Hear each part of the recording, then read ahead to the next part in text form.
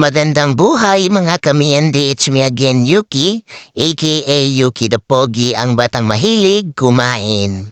Oras na nga ng aming pagtulog at syempre dahil medyo maselan akong kuya, kaya ito ang ginagawa ko, chinicheck ko muna ang aking kapatid kung ito'y mabango ba o hindi. Pero mukhang may napapansin akong kakaiba. Teka lang. Ano to, Shi? Bakit parang may naaamoy kong kakaiba dyan sa kaliwang paa mo?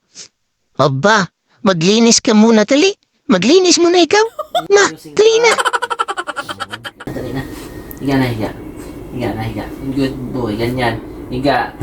Bakit niyo ba ako pinapatulog? Ayaw ko pa nga eh. Hoshi, magpapunas na kasi ikaw doon kasi hindi ako makakatulog neto. Iyo, lumapit ka pa, oh. Iyo, dali na, magpapunas na ikaw.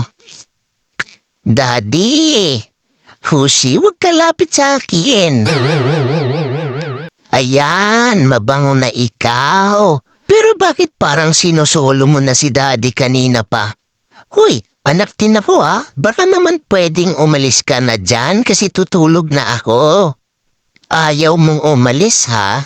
Teka lang. Ano kayang gagawin ko? Alam ko na. Ayaw mo talagang umalis, ha?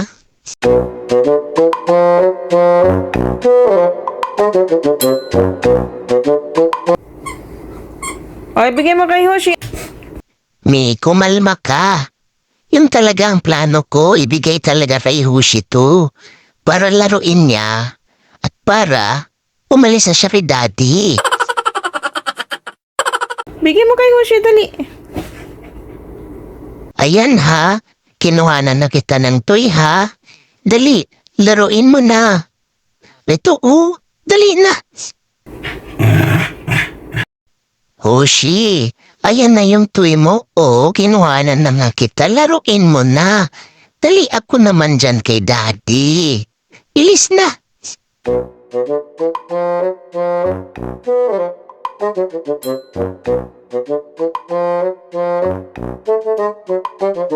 Ay, sa wakas.